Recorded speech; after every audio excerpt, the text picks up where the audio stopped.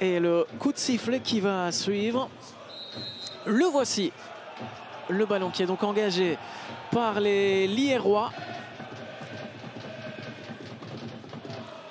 Et tout de suite sur la tête de David Souza. Et regardez, on vous parlait de bataille, on vous parlait aussi de Shuto Abe. Eh bien, Abe est dans le bon coup. Et la première action dangereuse de ce match, bien sauvée par Persman. Et la grimace de Benchdida. Il n'y avait pas de hors-jeu, il était parti à la limite, dans le tempo. Et la frappe Et regardez cette remontée de balle, hein. C'est Benchdida qui est vraiment très énergique, très remuant dans ce premier quart d'heure. Alors la retournée sans doute, magnifique geste, ça passe juste à côté. Cette tentative exceptionnelle. Ah là, si ça rentre, c'est évidemment le but du week-end. Et je ne parle pas seulement du championnat de Belgique. Ça fait le tour de la toile, le tour du net. La puissance était là, il manquait un petit peu de précision. Mais sur un malentendu, il va falloir passer la seconde. Ou bien peut-être profiter maintenant d'une erreur de défense. Mais il y a aussi une erreur dans la passe, malheureusement pour le Lierse. Alors qu'on est en train de s'arracher côté REDM pour essayer la reconversion. Ce slalom-là est absolument exceptionnel. Le tir, il va profiter à Lazari et ça va finir à côté. Incroyable. Pas de but pour le REDM.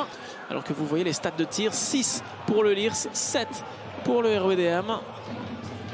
Presque match nul. Et donc match nul dans les faits. Puisque ce score nul et vierge est pour l'instant... Eh bien, une réalité, 0-0. 43e minute, il n'y aura pas énormément de temps additionnel, a priori, peut-être 1 ou 2 minutes maximum.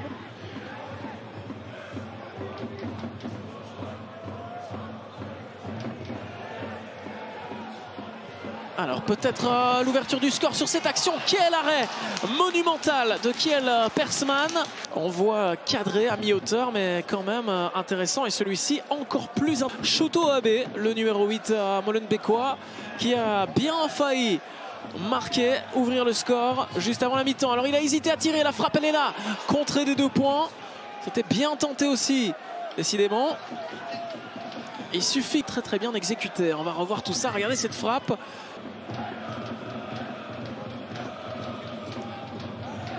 Alors qu'on va avoir droit à ce coup de sifflet. Le voici. De redonner ce coup d'envoi. C'est chose faite. Et donc le REDM qui passe immédiatement à l'offensive avec une transversale pour trouver là-bas par Persman. Sambou Marsoni qui retrouve Ziani. La passe est bonne, il y a un petit peu d'espace. La frappe aussi, elle est pas mal. Arrêt déterminant pour Persman. C'est pas le premier de cette soirée. Ouais, ça commence à chauffer. Et je dis bien à chauffer seulement dans ses gants parce que dans ce stade, il fait très froid. La météo ici à Lire, c'est de nouveau ce genre de petits bobos dont le froid, vous pouvez multiplier la douleur par un facteur 10 parce que ça fait beaucoup plus mal. Alors qu'on a revu cet arrêt-là, quand même intéressant, sur une frappe d'El Piage, le Brésilien.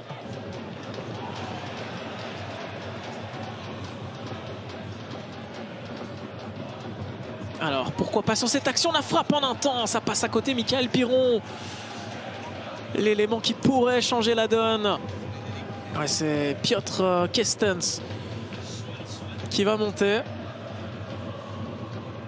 qui va remplacer Benchdida et Frédéric Souel. Nom particulier, lui aussi.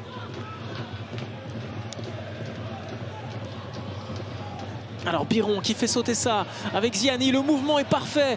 Ziani et cet arrêt encore une fois déterminant de la part de Persman. Un gardien des grands soirs parce que ce mouvement-là, ça c'était finement joué. La frappe était cadrée, elle aussi. Ziani aurait pu se... Et voilà la 93e, on l'a atteinte. Et voilà le coup de sifflet de finale de ce match. 0-0.